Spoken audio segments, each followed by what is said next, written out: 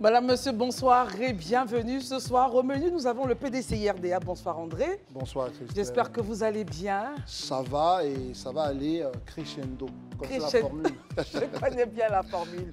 On parlera, André, du PDCI RDA, ensuite de la vie chère. Et puis, on fera juste une petite ouverture aux droits de la femme par la lecture avec Flora Zoumé. Voilà un peu, madame, monsieur, l'architecture de notre émission de ce soir. À tout de suite.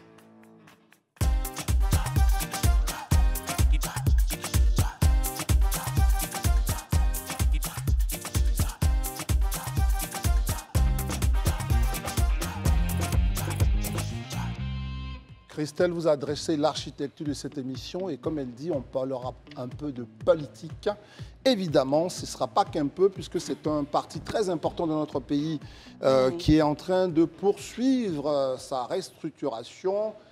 Eh bien, Tidjane Thiam nous a livré un commando. Serait-ce pour se lancer à la conquête du pouvoir en 2025? La question est posée. Exactement. Eh ben, vous savez, il a animé donc un point de presse mardi aujourd'hui donc à la maison du PDCI et André l'a dit, un commando a été présenté à la presse. André, on essaiera de décrypter les différentes positions. Pourquoi? Qui ici? Et puis qui sont peut-être les grands oubliés? Y a-t-il des grands oubliés? Qui sont-ils, comme vous le dit Christelle? Mais d'abord, premier jugement sur cette sortie. On va dire que c'est véritablement la principale sortie, un peu comme ça, qui concerne son rôle de président de Tidjane Thiam. Comment vous jugez ça tout de suite, Sarah, de voir Tidjane Thiam à travers une conférence de presse et cette prise de parole? Bonsoir André, bonsoir à tous. Alors moi, j'ai senti un homme politique en marche. À la conquête, j'ai envie de dire, aussi des bastions qui étaient autrefois les leurs, dans un contexte où on a assisté à une montée en puissance du pouvoir actuel dans ces bastions-là. Et j'ai senti, en tout cas c'est mon impression, un discours assez bien structuré, j'irais même un plan d'attaque en fait. Il a énuméré un certain nombre il a commencé par les forces du parti, les faiblesses du parti, ensuite les grands objectifs. Donc j'ai trouvé dans l'ensemble qu'on a eu face à un homme qui avait un discours très structuré et puis avec un plan bien détaillé. Donc je peux rentrer peut-être dans le détail des forces et faiblesses, mais on va laisser ça pour première impression. Voilà. Élisée Boloubeuf, bonsoir. Comment est-ce que vous jugez justement ce désir du président du PDCI d'aller à la restructuration? Votre impression générale sur le discours, Sarah a parlé un peu du fond, c'était structuré, il allait à fond et tout. Pour vous, quelle est votre première impression, Élisée Boloubeuf? Bon, déjà, il faut dire, moi je pense que ce qui est de la restructuration, ça rentre dans l'ordre normal des choses. Parce que quand on finit d'être élu président du parti, logiquement, l'étape qui suit, c'est que tu nous présentes un bureau. Et je pense que c'est dans cette dynamique-là que Tidjane Thiam présente donc son équipe, sa task force, qui va l'accompagner bien évidemment dans sa conquête, dans son ambition de conquête du pouvoir d'État. Donc, c'est déjà ce que je veux dire maintenant dans la forme du discours. Je pense que Tidjane Thiam, comme on le sait, déjà c'est quelqu'un qui est de façon, je dis, quand on le voit tout de suite, là, c'est quelqu'un qui est apaisé, donc qui a de la mesure, de la retenue dans ce qu'il dit à chaque fois. Parfois, c'est vrai, ceux aussi qui ont de la mesure et de la retenue, quand il place souvent certaines phrases, ça peut faire mal, mais c'est quelqu'un qui, de façon générale, est vraiment dans la mesure et dans la retenue. Donc, c'était un peu ça la teneur du discours. On n'a pas vu un homme politique incisif qui déjà sort des griffes, qui veut déjà en découdre avec, je dirais, le parti au pouvoir ou éventuellement les autres adversaires. Mais il a pris la mesure. Je crois que ça s'explique aussi, parce que l'idée derrière, c'est de susciter une certaine adhésion. Quand on forme un parti politique, ou du moins quand on forme un bureau comme ça, ce n'est pas évident tout de suite que ce bureau-là ait l'adhésion de tous. Donc, il faut aller déjà tout doucement. On le présente, on essaie de voir un peu comment on réagit derrière, on apporte des justificatifs. Et je pense que c'est ce qu'il a essayé de faire, plus ou moins. Marius Komoé, sur la forme, justement, on va dire, du procédé, organiser donc un bureau du secrétaire exécutif et la forme par rapport à la prestance ou la prestation de Tidjane Thiam. Comment vous réagissez sur ça? Élu à la tête d'un grand parti comme le PDCI RDA, c'est une suite logique pour un nouveau élu à la tête de ce grand parti politique de mettre en place son équipe qui va l'accompagner dans sa vision de direction et de président du PDCI RDA. Donc rien de nouveau sous le soleil à la matière, seulement constatons que depuis son arrivée dans l'arène politique au plus haut niveau, eh bien, il procède par des propos modérés. Il est très tempéré dans ses engagements politiques. Il ne frustre personne. Et on voit bien qu'il est de la lignée du père fondateur donc, de ce pays, qui n'est autre que le président Houphouët-Boigny, qui est d'ailleurs son oncle. Et donc, il marque véritablement les esprits en Côte d'Ivoire. Nous qui avons été régulièrement habitués par des hommes politiques incisifs, par des hommes politiques... Est-ce que c'était le lieu d'être incisif? Là, on parle de la présentation de sa task force, de son commando, on va dire. Est-ce que c'est là où il faut être incisif, selon vous? Oui, mais nous avons connu de telles occasions où des hommes politiques se sont montrés véritablement vindicatifs et intransigeants sur certaines de leurs positions, allant même jusqu'à renier tout sur leur passage. Mais lui, je pense qu'il reconnaît ce qui est toujours fait et il avance avec stratégie. Il sait où il va. On sent bien qu'il a pensé sa chose et il sait bien où il veut placer son parti. Très bien. Daouda, comment est-ce que vous réagissez justement déjà dans la forme comme dans le fond au discours, à l'intervention du président du PDCI, Tidiane Thiam? Bon, je pense que ça a été déjà dit, je ne vais pas le répéter. Il était, comme à ses habitudes, il a été très tempéré, très modéré. Maintenant, moi, ce sur quoi j'aimerais partir, c'est la formation de son commando. De son commando. Ce commando qu'il a mis en place, on se rend compte que, bien évidemment, il n'y a pas Maurice Kakou-Gikawi, qui a été depuis 2013 secrétaire exécutif. Oui, cela vous surprend-il, Daouda? Non, ça ne me surprend pas, parce que Élysée le disait tantôt, quand on est élu à la tête d'un parti, on attend le bureau. Donc, quand on sait ce qui s'est passé entre M. Maurice Kakou-Gikawi et M. Tidiane Thiam, forcément, on ne s'attendait pas forcément à voir un Gikawi à cette place-là. Et on note aussi que monsieur... Vous êtes déjà dans le fond, hein, oui. Notre ami Soumaïla Brendoumi, lui, il garde toujours la même posture. Mais ce qui la question que je me pose aujourd'hui, c'est le challenge. Quand on sait qu'aujourd'hui, on n'est pas à 2 ans de l'élection, mais on a pratiquement 1 an et demi d'une élection, voire... Présidentielle. De l'élection présidentielle, voire un docteur Emou Sylvestre, secrétaire exécutif. Je veux dire, il a un gros challenge à relever dans les 1 an et demi à venir, quand on sait que bientôt, il faut préparer les obsèques de l'ex-président Henri Konan Bédié, mais au-delà de ça, avoir une carrure au niveau national. Docteur Emou Sylvestre, c'est vrai, c'est un homme politique, mais je sais qu'il est longtemps resté dans l'antichambre de Feu Akan-Angui, maire de Port-Boué. Est-ce qu'il a cette carrure nationale de la trempe de Philippe Grégoire Yassé, qui a été secrétaire général du PDCI. Après lui, on a eu un Laurent Donafologo assez fort. Après ce dernier, il y a eu Djedje Madi qui a été très fort. Après Gikawi, est-ce que le défi aujourd'hui de Emou Sylvestre, c'est d'avoir cette carrière nationale quand on sait que l'ambition de Tidiane Thiam, c'est de reconquérir le Nord? Or, quand on regarde le microscope politique en Côte d'Ivoire, qui, qu'on le veuille ou pas, est quelque peu clanique, en griffe sectaire, il a du pain sur la planche. Très bien, merci. Daouda a ouvert la voie sur le fond maintenant des choses. Vous vous êtes prononcé sur la forme. Qu'est-ce que vous pensez? Est-ce que vous connaissez ces hommes? Sinon, qu'est-ce que vous en pensez? Comment vous trouvez la méthode Thiam à travers la nomination, on le sait, de beaucoup d'hommes qui sont assez neufs dans l'appareil décisionnel du parti? Moi, je veux juste revenir rapidement peut-être sur ce qu'a dit Daouda.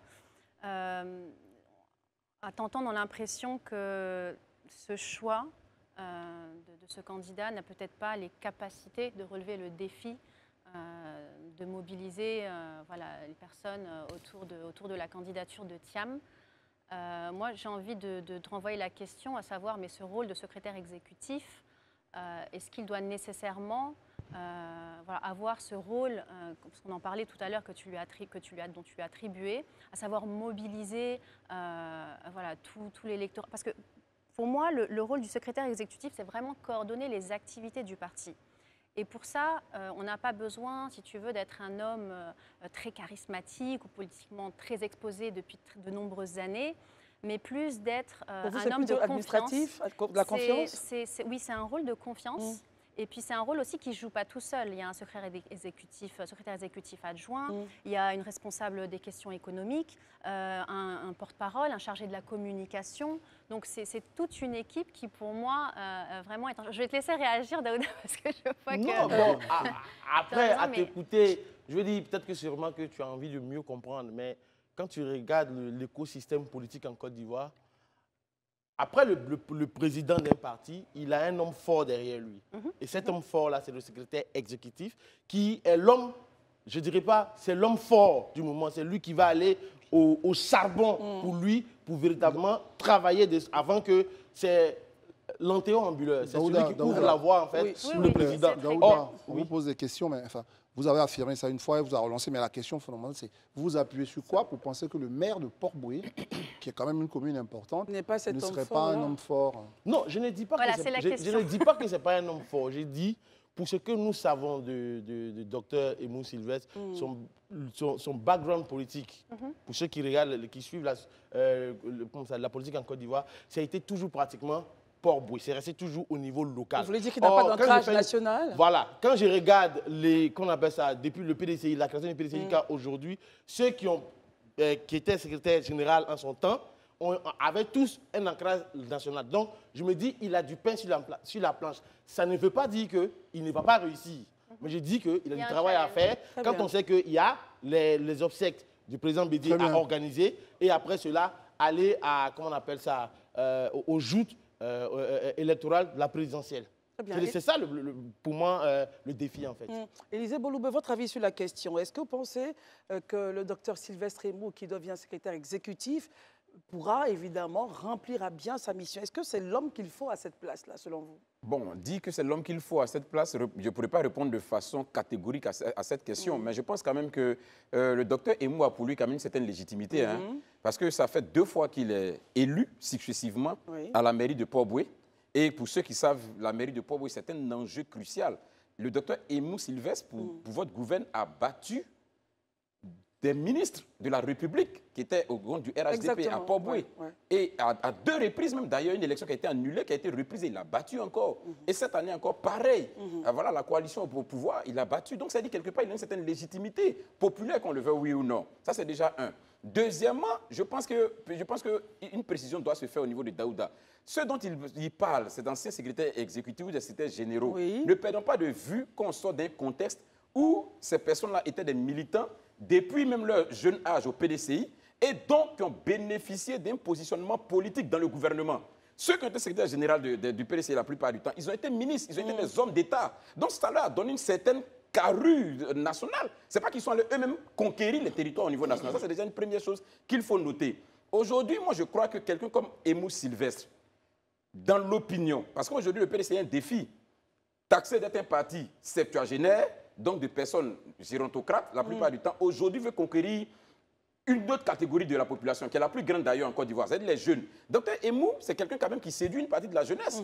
Parce que c'est un jeune homme qui, depuis des années, est allé au contact des élections, avec même autant de Hortense Saka-Nguy, mais qui est resté persévérant sur du long terme. Et aujourd'hui, il est arrivé à se faire une place dans une des communes les plus importantes du pays. Et il fait partie de ceux-là qu'on appelle les 4 mousquetaires, les 4 magnifiques du PDCI. C'est-à-dire lui, Yassé, Ewo, et puis, comment dirais-je, le maire de Makori. Donc vous voyez qu'aujourd'hui, c'est quelqu'un quand même qui peut compter au niveau du PDCI. Ça, c'est important aussi. Très bien. Vous avez entendu tout ça. Aimou, est-il légitime? A-t-il la carrure? Est-il machin?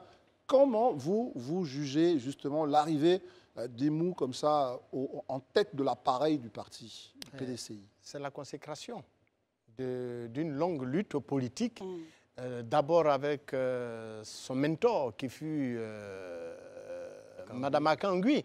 Ensuite, face aux élections que nous avons constatées durant ces 10 dernières années, pour ne pas dire ces 15 dernières années, il a fait montre de persévérance. Et Élisée l'a tellement bien souligné qu'il n'y a pas lieu d'épiloguer sur sa carrure et sa capacité à véritablement relever les défis que tient place en lui. D'ailleurs, n'oubliez pas qu'il a été directeur des cabinets du président Thiam durant la campagne pour la présidence du PDCI-RDA. Même son directeur de campagne. Il a été à la hauteur des espoirs, de la tâche, des espoirs placés en lui. Donc c'est une suite logique qu'il soit récompensé en tant que secrétaire exécutif en chef du parti. Bon, là où je m'interroge un peu, c'est des ténors comme par exemple Jean Lubillon, qui était d'ailleurs vice-président du parti et qui sont aujourd'hui au secrétariat exécutif. Bon, comment la mayonnaise... Sur ça, attendez, il faut qu'on fasse une précision. Non, on ne revient pas, mais il faut qu'on fasse juste une précision. L'organisation du PDC était telle que vous aviez à la fois des membres du secrétariat exécutif qui étaient vice-présidents. Donc on attend qu'ils nous sortent l'ensemble des chiffres, enfin l'ensemble des nominations. Est-ce que tout ça a changé ou pas? Mais en l'état actuel des choses, c'est le secrétariat exécutif. Bien sûr. On fait juste un point. Vous avez vraiment chacun 30 secondes. Okay. Est-ce que quand vous analysez cette équipe-là, vous vous dites Thiam a vraiment constitué, ou en tous les cas, est en train de constituer ce fameux commando pour 2025? La question est très précise. En une demi-heure, 2025. En quelques secondes.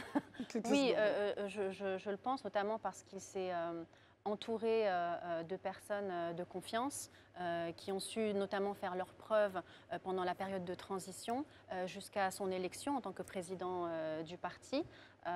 Oui, moi, j'ai aucun doute que pour le moment, les nominations qui ont été faites sont celles qu'il faut, en tout cas à ce stade. Élisée. Moi, je note que Thiam a voulu faire du mixte avec cette équipe, c'est-à-dire en prenant du neuf ou mixer avec déjà des gens qui sont là depuis un bon bout de temps. Mais ce que je note, c'est que quand même, il veut faire du neuf, mais il utilise une méthode ancienne. Je m'explique rapidement. Quand vous regardez le secrétariat exécutif est constitué de 25 personnes, vous n'avez que 3 femmes, c'est-à-dire 12%. Je crois quand même que pour un thème de signal, ce n'est pas pour moi le bon signal. Surtout que Thiam est présenté quand même comme quelqu'un qui veut apporter une certaine révolution dans la sphère politique, venir avec un bureau, avec un secrétariat exécutif qui est censé être l'organe même qui dirige le pays, qui dirige le parti et qui gère le parti. Et juste avoir 3 femmes sur 25, je pense qu'il y a encore des efforts à faire. Très bien. Daouda, votre point de vue. Après on termine avec... Bon, moi, je pense que M. Tiden... Est-ce là le commando? Oui, concernant son commandant, il a choisi ses hommes, c'est son choix discrétionnaire, il l'a choisi. Maintenant, est-ce qu'ils peuvent atteindre leurs objectifs? Je ne sais pas, on va les voir à l'œuvre, on va les voir poser leurs premiers pas, les premiers jalons. En fonction de ça, on pourra tirer des conclusions. Marius, qu'en pensez-vous? Il est président, élu. Il s'entoure des hommes qu'il juge compétents et capables de l'accompagner dans sa mission. Il ne revient qu'à lui seul et seulement à lui seul de désigner les personnes qui voudraient voir l'accompagner dans l'atteinte de ses missions parce qu'il a proposé, mine de rien, un projet de gouvernance du PDCI-RDA à l'ensemble des militants à la dernière Assemblée générale. Il faut bien donc les juger à la tâche pour pouvoir naturellement leur donner soit les cartons jaunes, les cartons verts ou les cartons rouges. On va les juger sur pièce. Ce commando-là a pour mission non seulement, comme vous l'avez dit ensemble, d'aller aux élections, mais aussi de s'intéresser aux questions de vie chère. On va en parler tout de suite. Mais avant, une petite précision. Depuis quelques heures, il y a une liste qui circule. Ce que disent les instances du PDCI, c'est que cette liste-là n'est pas actualisée. Bien évidemment, il y a eu des transfuges qui sont retrouvés dans d'autres partis qui sont sur la liste.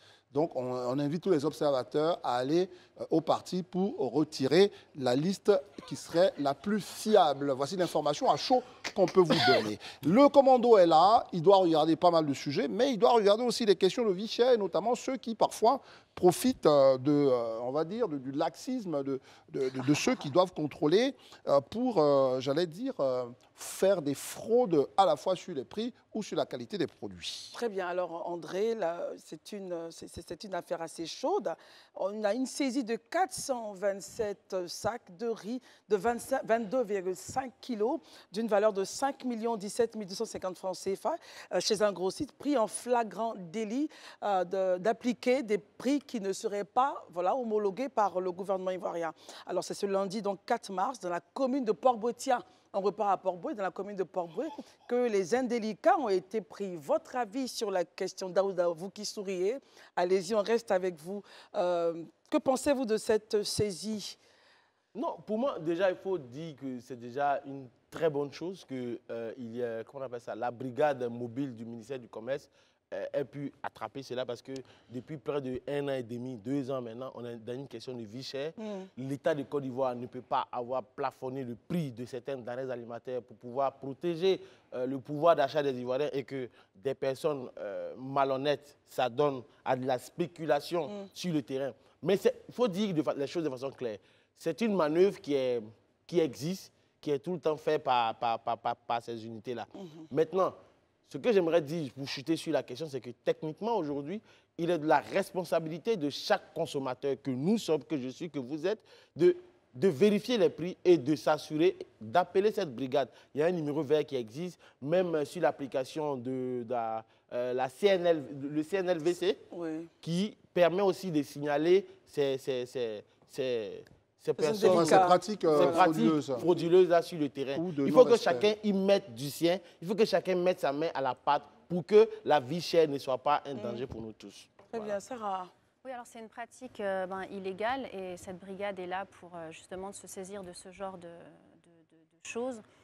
Et ça vient quand même dans un contexte où on a déjà la cherté de la vie, le prix du riz qui a atteint des records, tout simplement parce que le riz, c'est la denrée la plus consommée en Côte d'Ivoire, sur tout le continent africain d'ailleurs. C'est juste pour rappeler quelques chiffres, c'est plus de 30 millions de tonnes par an sur le continent, plus de 2 millions en Côte d'Ivoire. Et dans ce contexte-là, malgré qu'on soit légèrement producteur, on importe encore énormément, plus de 1,6 million de tonnes importées chaque année.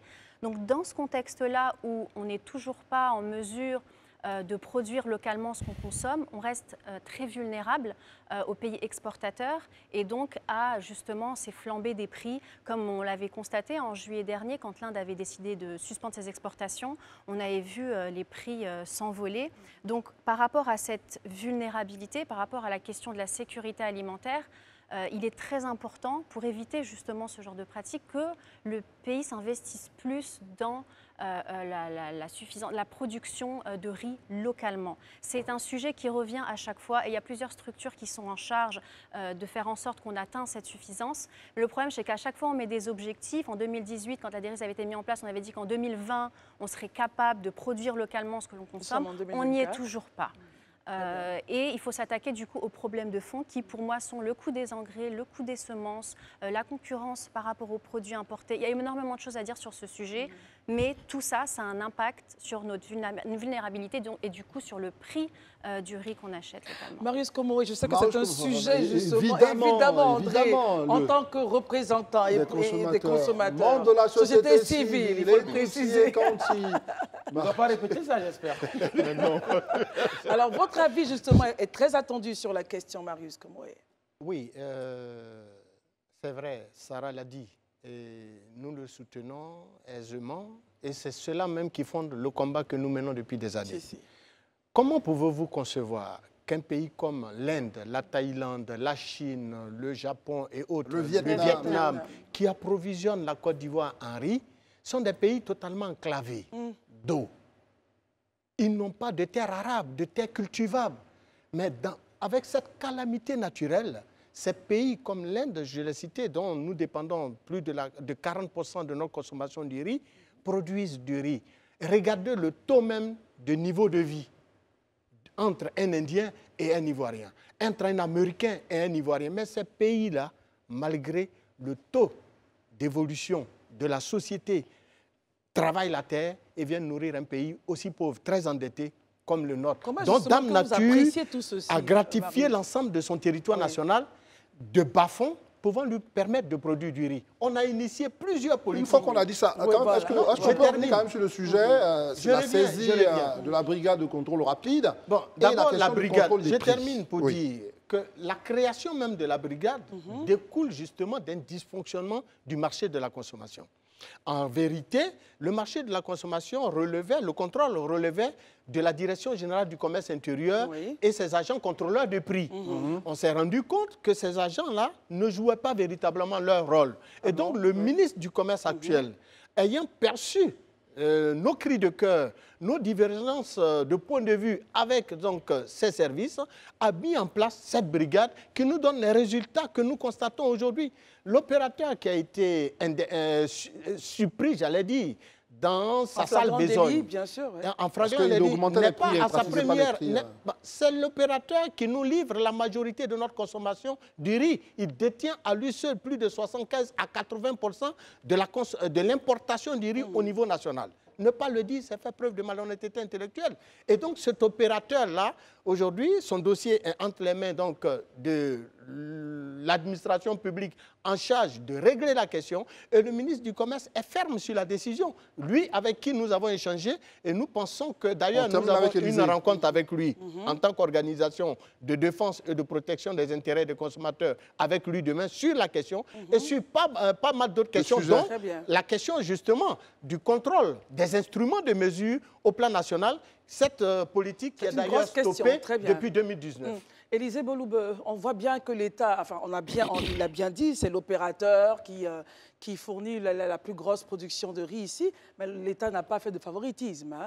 Il a été pris, et je pense que, comme vous l'avez dit, avec le ministre Non, il faut féliciter le ministre du Commerce et surtout la brigade de contrôle rapide, la BCR. Élisée, réaction sur ce sujet-là? Oui, moi je ne reviendrai pas sur tout ce qui a été dit. Juste noter que très souvent, on est prolixe ici quand il s'agit de condamner, quand on sent des dysfonctionnements, mais aussi quand il y a des bons résultats, il faut les encourager, il faut les saluer.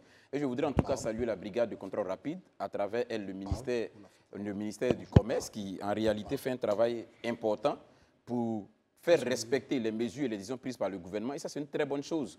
Moi, je voudrais même saisir l'occasion de cette intervention sur le plateau ici pour attirer la société civile et notamment les organisations de consommateurs conduites par notre frère Marius Komoué. Là, nous avons une application, le contrôle citoyen, qui a été mise en place par les services du ministère et qui est une application salvatrice, mais qui malheureusement souffre de promotion, pas de la part du commerce, mais de vous, en tant que société de lutte contre, de protection des consommateurs. Je pense que là aussi, il y a une faille à votre niveau. Peut-être qu'il faut faire un peu. On ne va pas relancer le sujet. Prononcez-vous sur juste ça. Aussi, exactement. Oui, non, c'est juste dire que c'est déjà une très bonne chose et on encourage en tout cas cette brigade-là à continuer et à nous, en tant que citoyens, à l'accompagner. Je voulais vous rassurer, hein. Les organisations de consommateurs ne sont pas des bras séculiers du ministère du Commerce. Très bien, en une phrase, c'est bon. Le ministère du Commerce a sa place. Très bien, merci à vous. Pour bénéficier des efforts accomplis par le ministre du Commerce. Il faut les accompagner. On les accompagne d'ailleurs par nos critiques et nos suggestions. On peut vous inviter justement à revenir dans le cours de l'émission parce que vous étiez dans vos petites affaires, à vous deux. Mais revenez avec nous parce que évidemment le sujet, on l'a dit, est un sujet d'importance. Faisons en sorte d'alléger la souffrance des populations. C'est de ça qu'il s'agit finalement. Élisée l'a dit, vous aussi et tout le monde.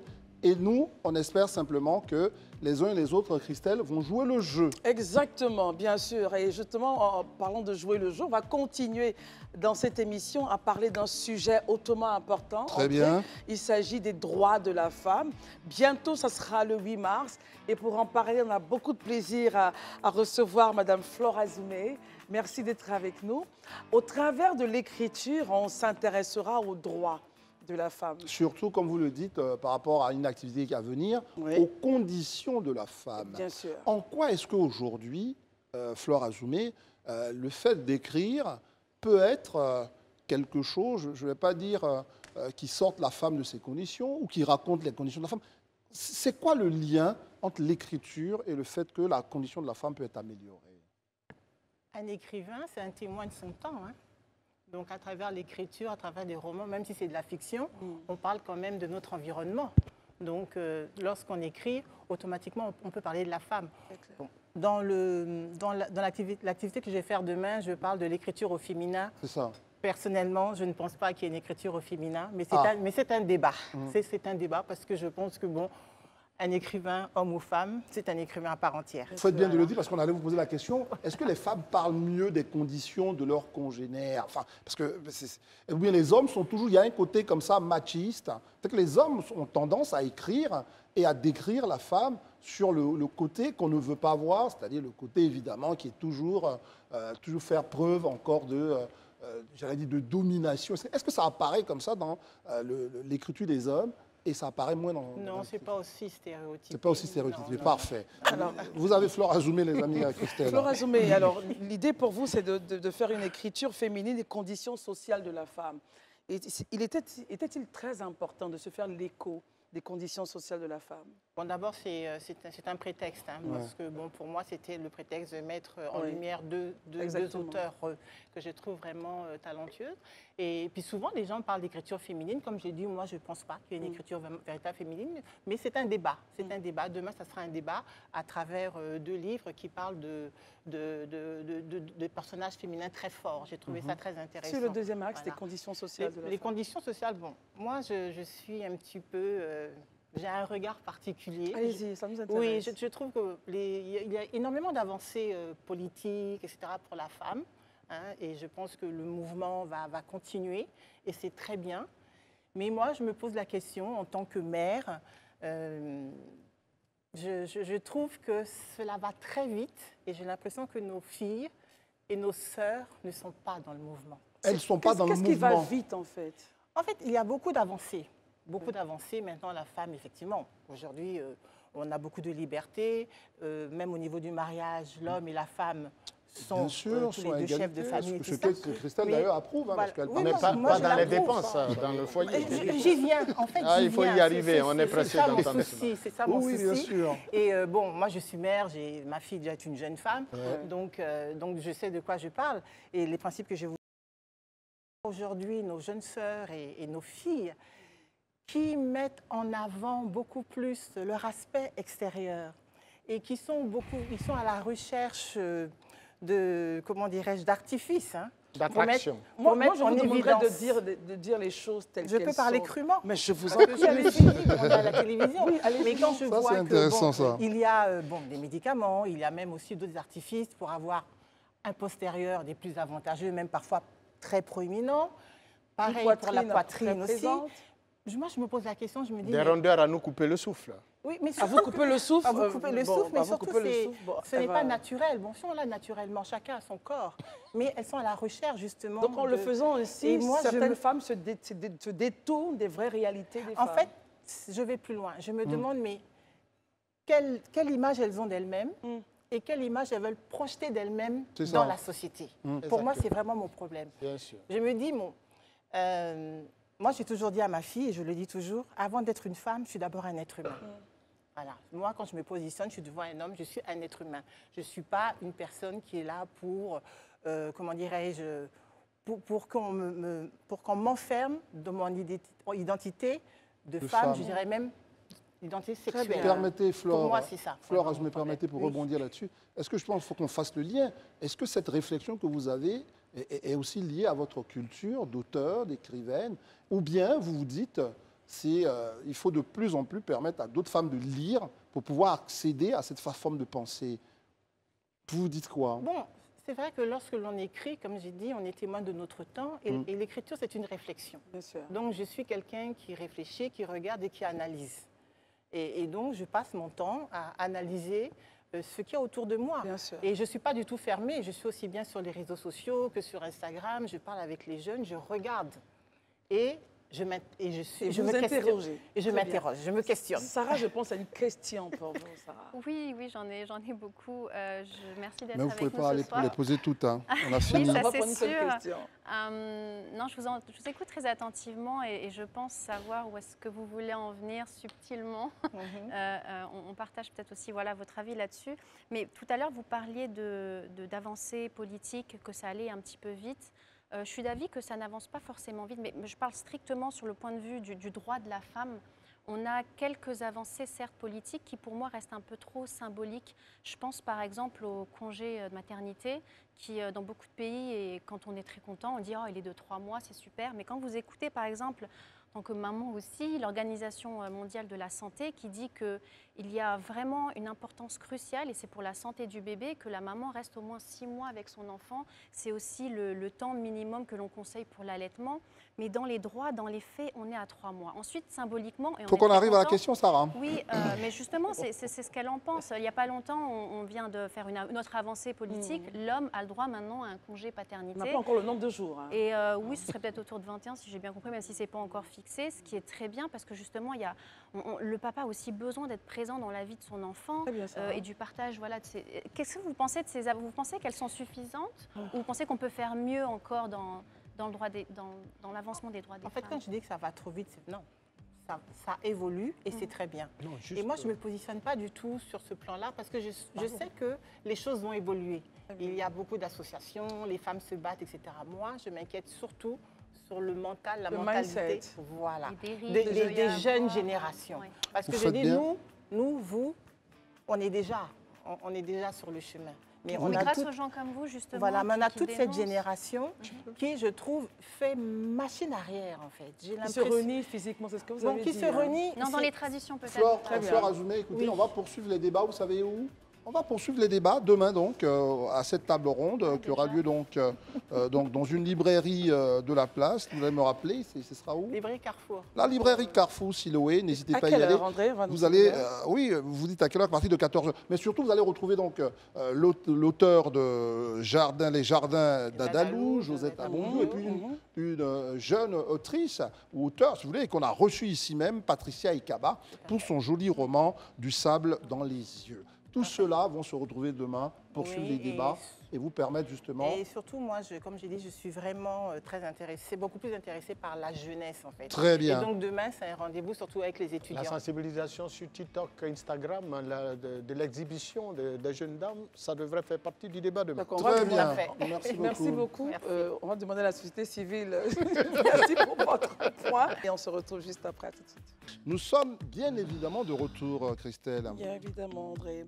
Nous allons pour cette seconde partie. Et merci d'être avec nous, il ne faut pas qu'on oublie ça. Pour cette seconde partie, notre plateau est toujours en place, mais nous a rejoint André, Monsieur Amadoun Touré, expert en communication de crise. Merci d'être là.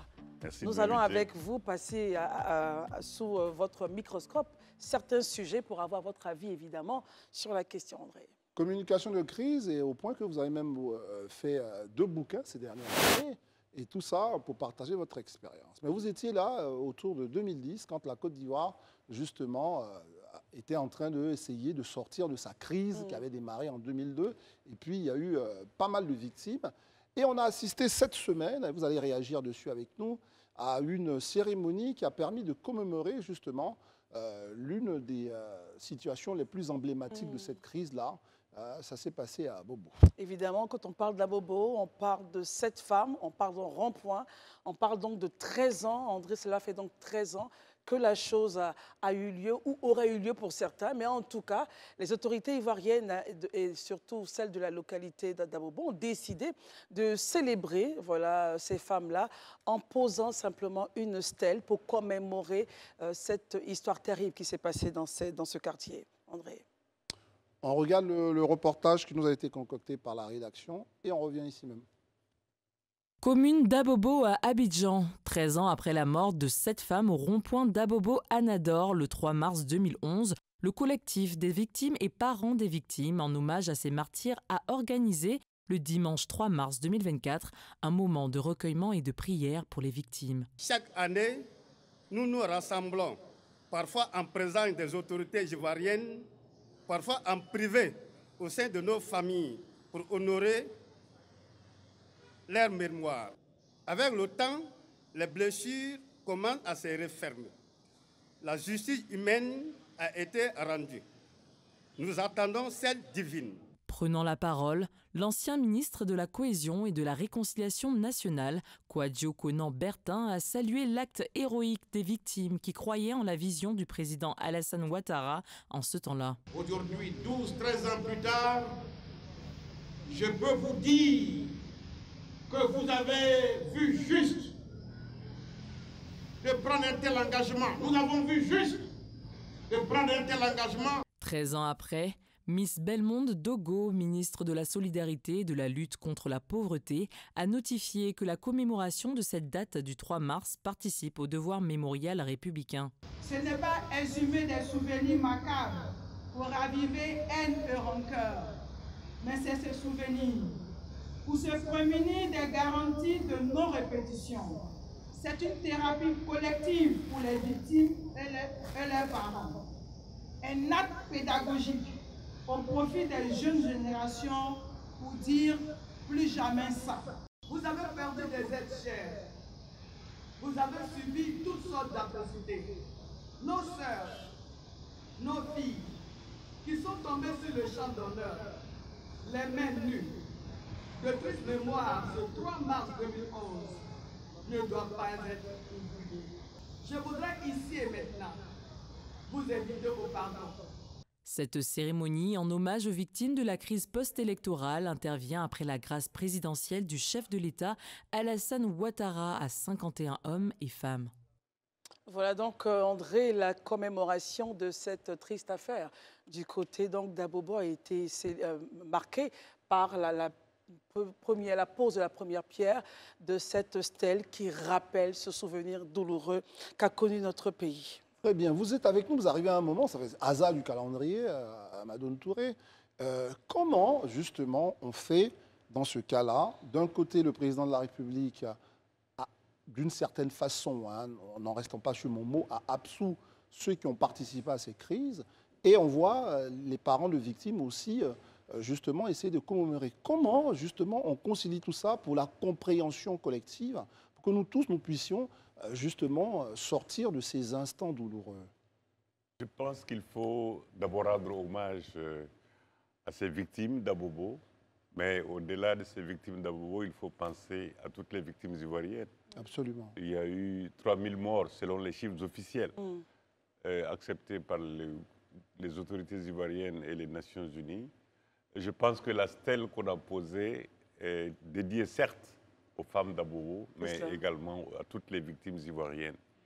Mais cela, ce que signifie ce geste, c'est certainement qu'on aurait pu se passer de cela. On aurait pu préserver 3000 vies, on aurait pu mettre à l'abri plein de familles qui ont souffert le martyre, qui souffrent le deuil jusqu'à présent. Mais également, il faut, sans oublier, il faut avancer. Tout en faisant de ce devoir mémoriel, il faut également un devoir d'avoir tous les enfants d'un pays ensemble. On appelle ça réconciliation, on appelle ça cohésion, on appellerait ça du mot qu'on voudra, mais il faut, c'est vouloir de vivre en commun qu'il faut préserver et qui va au-delà de tout. On ne peut pas non plus toujours se rappeler les mauvais souvenirs quand on est obligé de vivre ensemble. Parce que le destin a mis les Ivoiriens ensemble. Ce n'est pas un hasard. Il faut gérer ça. Alors, Marius, on aimerait bien avoir votre point de vue sur ce qui s'est passé du côté d'Abobo, cette commémoration. Votre avis là-dessus? Non, ce qui s'est passé à Abobo, à dire vrai, je n'étais pas témoin oculaire, encore moins auditif de ce qui s'est passé à Abobo, mais pour ce que les médias nous rapportaient, je pense que ce dossier a été largement traité. Je parle de la commémoration. Hein. Je ne repars pas dans les d'accord. Non, ne repartez pas. Vous m'envoyez rassurer. Là, on est sur un sujet de commémoration. Alors, la commémoration des victimes, ça se fait partout dans le monde. Je pense même que le régime précédent l'avait fait en édifiant une stèle à la mémoire des martyrs de l'époque. Et aujourd'hui, le régime actuel le fait également pour ces martyrs. Bon, c'est la suite logique du jeu politique. N'empêche qu'en Côte d'Ivoire, nous avons enregistré des victimes. Et c'est ce que disait M. Amadoune Touré, dont le nom nous rappelle encore les grands événements qu'a traversé ce pays durant cette crise et qui ont été aux côtés de la Côte d'Ivoire, lui, en tant que spécialiste, expert en communication, pour aider le pays à sortir de l'ornière. Aujourd'hui, le pays a retrouvé toutes ses lettres de noblesse. Nous sommes comptés parmi les concerts des nations. Et je pense que l'horizon est florissant et il faut aller de l'avant en regardant tout simplement 2025 pour nous éviter évidemment de retomber dans les travers que la Côte d'Ivoire a connus. Très bien. Élisée Boloubeu, voilà, les premiers propos d'Amadoune Touré qui, on le rappelle, étaient donc au cœur de la crise, donc déjà à l'ONUCI, à MINUSMA, etc. Après, donc c'est quelqu'un qui s'y connaît en matière je vais dire, de discours qu'on peut tenir pour effacer des plaies. Et réaction sur ce qu'il a dit ou question, et puis évidemment votre réaction sur ce qu'on a vu ici avec le collectif des victimes à Abobo. Non, moi je rejoins totalement l'analyse de M. Amadoune Touré, que je partage totalement. Je pense qu'on est arrivé à une étape où il faut dépolitiser carrément la question des victimes.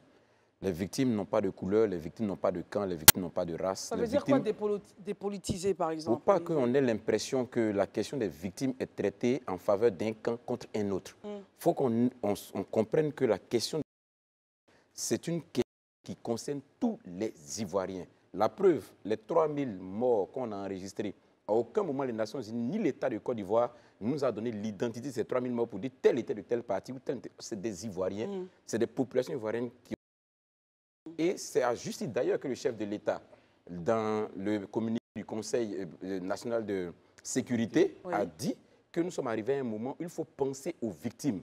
Il a parlé de victimes sans coloration.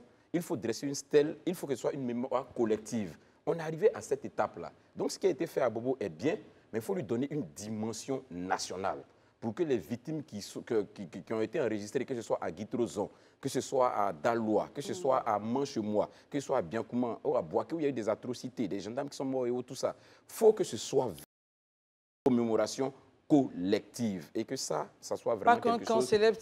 Voilà, qu'on arrête une date pour tout le monde et qu'à cette date-là, la Côte d'Ivoire s'arrête un instant pour penser à son histoire et prendre la résolution de ne plus y retourner. Très bien, Daoud. Suite logique d'une réflexion bien pensée. Daouda, Sarah, Francky. En fait, moi, aujourd'hui, je veux dire, quand le docteur Amadou Touré tient ses propos, quand il a dit, j'ai ouvert les bras, il dit, franchement, je n'attendais que ça. Parce qu'aujourd'hui, quand je vois le collectif des victimes célébrer ces morts au niveau d'Abobo, certains membres du gouvernement influents y participent et autres.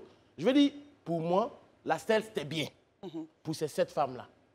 Mais pour moi, déjà, quand on commence par le lieu, par la date, déjà, ça crée les gemmes d'un conflit. Quand on sait qu'à Guitrozon, à Naïbli, à Djouékoué, à Man, comme il a dit, il y a eu des morts.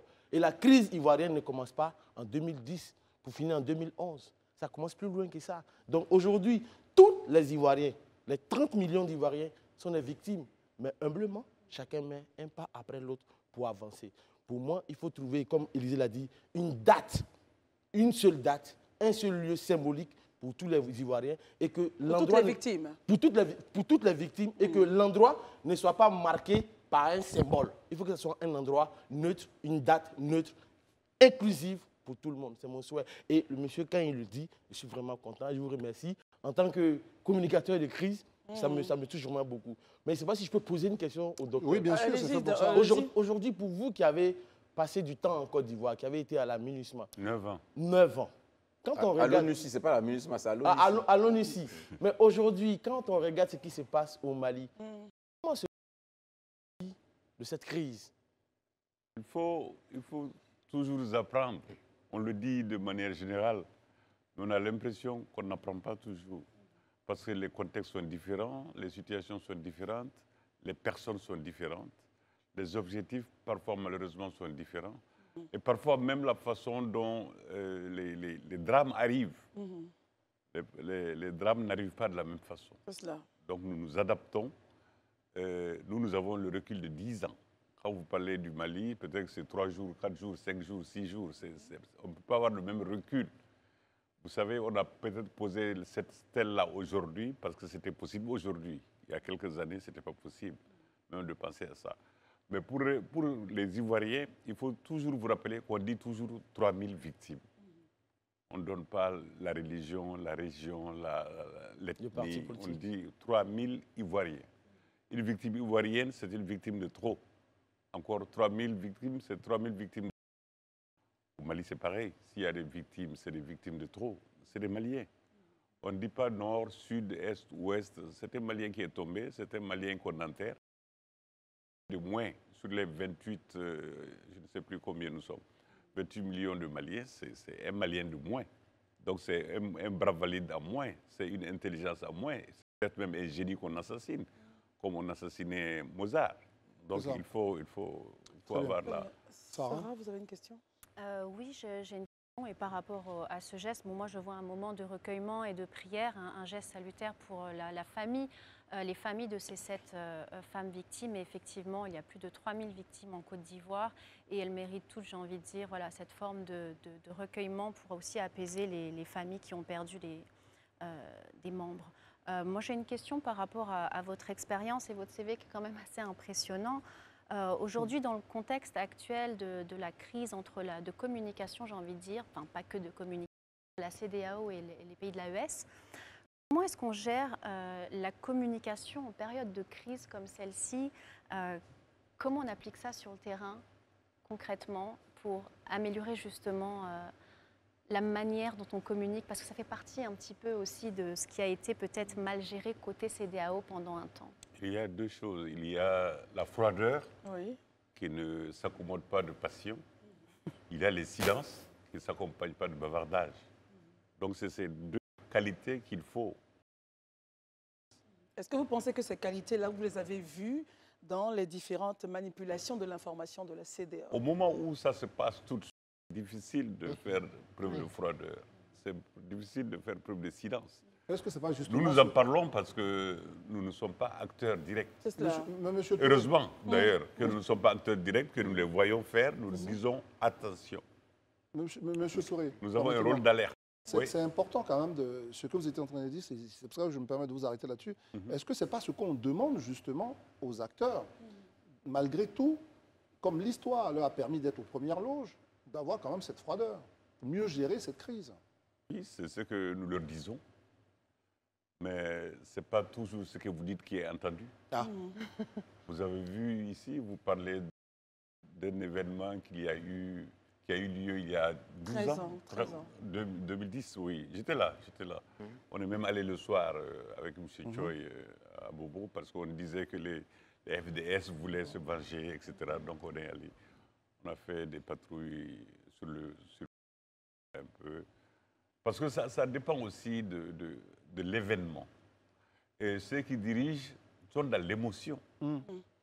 Ils ne sont pas que des leaders, ils sont aussi des gens de chair et d'os. Absolument. Non seulement ils sont des gens de chair et d'os, mais ils sont aussi des candidats à des élections. Et les élections, c'est les gens qui votent. Et il faut épouser parfois l'émotion des gens. Il ne faut pas juste leur dire que oui, c'est pas grave, c'est pas grave, c'est pas grave. Vous risquez aux prochaines élections d'être renvoyé à votre c'est pas grave, c'est pas grave, c'est pas grave.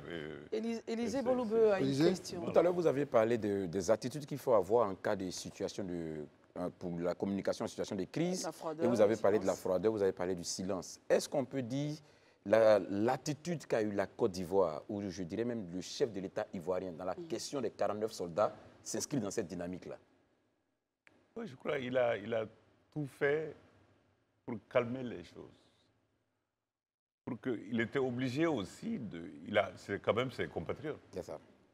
On a beau être froid, on a beau être silencieux, on a ses compatriotes. C'est ça. On est interpellé par les parents de vos compatriotes. Il y a des éléments qui font changer ces deux donnes. Voilà, c'est pour cela que nous avons beau rôle en tant que journaliste, en tant que communicateur de crise. Nous disons aux gens ce qu'il faut faire, sans savoir ce que nous ferions nous-mêmes si nous étions dans les mêmes conditions, dans le même contexte. Mais il est bon qu'il y ait des personnes comme nous pour qu'on leur dise il n'y a pas que ça à faire. C'est cela. Alors, la question... Je finis avec le président Ouattara parce qu'il a dit, le 21 mai 2011, c'était l'investiture, il dit il faut que nous arrêtions de voir dans chaque famille, quelque part, quelqu'un pleure. En fait, c'est pour cela qu'il faut cesser la violence. Et c'est pour cela que eux, s'ils avaient le recul, ceux qui faisaient ces crimes-là, s'ils avaient le recul, ils ne l'auraient pas fait. C'est ça. Parce que je suis sûr que la plupart d'entre eux, ils regrettent maintenant. On a tué 3000 Ivoiriens. Pourquoi? Vous voyez? Mais au moment où ça se faisait, ils pensaient avoir raison. De tuer un tel parce qu'il est de telle communauté, tuer un tel parce qu'il est de telle religion, tel parce qu'il est de telle religion. On n'a pas tout son cerveau au moment où on est... Ma question est... Je me permets d'insister. Non, allez-y. Le dirigeant qui est dans l'action et qui doit prendre une décision, d'où lui viennent le recul ou les leviers pour qu'il ait cette froideur? Avoir réfléchi à ça avant. Avoir réfléchi à ça. Parce que quand on est au pouvoir, on ne dirige plus. Diriger, c'est prévoir. On ne dirige plus, on fait face à des urgences. Et ces urgences-là, il faut les avoir prévues avant. Il faut les avoir planifiées avant. C'est ça qui donne la froideur. Vous vous dites, j'avais pensé à telle situation. En situation normale, disons si on peut appeler ça normal, entre guillemets normal, qu'est-ce que j'aurais J'aurais fait? planifié une crise. Une crise, oui. C'est pour cela qu'on fait ce qu'on appelle des simulations. Des Il y a des exercices de simulation. Parce que quand vous êtes au pouvoir, les gens qui viennent vous voir ont tous des urgences. Ils ne viennent pas vous dire bonjour, comment va votre femme? Ils vous disent j'ai un problème, il faut le résoudre. C'est une question de vie ou de mort. C'est ça. Un autre vient, il vous dit la même chose. Un autre vient. Vous êtes débordé parce que vous n'êtes qu'un être humain avec deux oreilles. Très bien. Sarah, à côté, on vous a Oui, moi entendu. je l'écoute attentivement. C'est des belles leçons, j'ai envie de dire, qui s'appliquent à des chefs de gouvernement, mais aussi peut-être des chefs d'entreprise, des citoyens employés, lambda, aux on va citoyens dire. lambda, de prévoir le pire en situation pour pouvoir anticiper de manière plus, pas froidement, peut-être calmement les choses quand les crises se manifestent. Prenons un cas tragique, ce qu'on appelle les violences faites aux femmes. Oui. Vous êtes dans un couple avec une personne que vous dites aimer, et vous avez juré de l'aimer, pour le meilleur et pour le pire. Mais il vous arrive en 5 minutes de supprimer la personne. De supprimer, ça veut dire. Un oui. geste pas Il arrive souvent des drames. Oui, Un des geste, drames, on appelle oui. ça crime Comme passionnel. Des crimes passionnels, tout à On fait. appelle ça crime passionnel. Mais vous aimez la personne. Peut-être 5 minutes après, vous regrettez. Ou ceux qui divorcent, 5 même minutes anciennement, avant, toujours. 5 oui. minutes avant, vous dites j'aurais pas dû. Oui, ouais. Mais vous le faites. Ça, c'est au niveau de 2 personnes, ce qu'on appelle le couple. Mais au niveau de l'État, au niveau de 2 États, c'est encore plus tendu. Monsieur Touré, on va terminer cette interview. Il ne nous reste plus que 2 minutes. Oui. Qu'est-ce que vous avez observé depuis votre balcon de notre vie, de tous africains? Parce que votre ouvrage, c'est un balcon sorti en 2023. Vous avez observé quoi quand vous avez regardé? C'est quoi j'allais dire, la conclusion que vous tirez de l'observation? Ce que j'ai observé, c'est ce que j'appelle le bal des courtisans. Des gens qui sont dans tous les régimes qui sont bons. On appelle ça le cortège des vainqueurs. Ouais. Ils ne sont jamais dans l'opposition, ils ne sont pas fidèles à leurs idées, ils ne sont pas fidèles à leur idéal.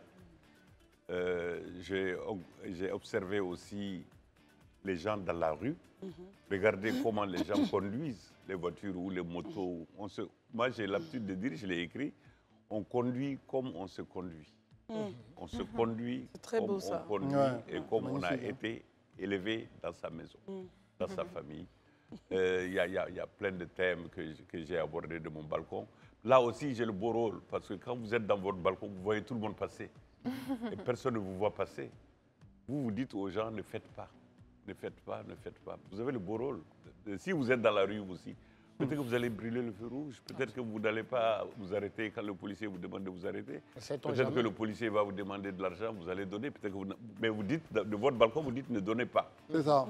Mais si vous avez très chaud, vous devez aller tout de suite déposer votre enfant à la clinique et puis le policier vous arrête. Qu'est-ce que vous faites? Est-ce que vous faites dites... la théorie ou Oui. vous sauvez votre enfant? Est-ce que vous nous dites de critiquer moins au total? Pas du tout. Au contraire, il faut critiquer sans pitié, sans réserve, Parce qu'en sans critiquant, retenue. on se met à nu, en fait. Sans retenue. Ouais. Sans retenue. Sans retenue, oui. Il ne faut jamais abandonner de critiquer. Très bien. J'ai parlé avec quelqu'un, il dit, les chiens aboient, la caravane passe. J'ai dit, oui, nous allons aboyer jusqu'à ce que la caravane s'arrête. Très bien. Et ça, je veux dire, c'est ce qui résume à peu près vos 2 ouvrages. Le premier, on l'a dit, c'est bien sûr De mon balcon, puis l'autre, Le temps qui résiste. On aurait voulu parler avec vous de qu'est-ce qui résiste au temps ou comment le temps résiste aux choses. C'est vraiment un débat assez philosophique, mais une chose est sûre, il faut se plonger dans ces ouvrages pour comprendre justement comment vous avez pu exploiter toute cette somme d'expérience. Je vous laisse un ici, évidemment. je ne sais pas à qui le donner. Ah, je veux Je bien. donne. Non, mais j'ai été le premier. Voilà. Et les garçons, ouais, ils ne sont même pas galants. Non, moi, c'était juste pour le J'aurais pu le moi, donner. c'était juste pour le Ah, montrer. non, mais par hasard. Moi, c'était juste pour le montrer à la Non, caméra. non, non, Je on va lève faire la ça. main. C'est pas Mais je vous, donne à ma c'est voisine de ici. gauche. Ouais. Merci beaucoup, Touré, monsieur je suis Touré. déçu quand même. Seul le temps résiste au temps. Seul le temps résiste au temps. Vous avez Merci répondu beaucoup. à ma question en une phrase. C'est Sarah qui Mais a ça va l'honneur. venir à Abidjan bientôt. Bien Très sûr. bien, c'est En tout parfait. cas, Sarah a l'honneur, comme toutes les femmes Merci qui seront à l'honneur durant C'est tout ça. ce mois de mars. Exactement. Et après Vraiment. le mois de mars aussi, André. Ok, ça Chaque c'est jour, un débat qu'on va chaque jour, ouvrir à c'est la le fin 8 du mois de mars. mars. Chaque Chaque jour, jour, c'est le 8 Chaque mars. jour jusqu'au Non, mais 31 décembre. je ne vais pas ouvrir le débat. Merci à vous vraiment, Monsieur Amadou Touré, de nous avoir fait l'amitié de venir. Merci Vous de êtes m'avoir invité. une vraie éminence grise Oui, pour exactement. notre j'allais dire sous-continent, la partie de notre continent, en Afrique de l'Ouest, et vous contribuez à nous rendre meilleurs à travers ces ouvrages. Merci en tout cas d'être venu nous voir. Ce fut un plaisir. Merci Élisée. Merci de m'avoir invité. Sarah, Merci Marius, beaucoup. Daouda, cher André. Merci Christelle. Merci beaucoup. Alors, on vous retrouvera demain pour une autre émission du Grand Talk avec beaucoup de plaisir. Et n'oubliez pas, les programmes continuent, André, sur Live TV. Bonsoir.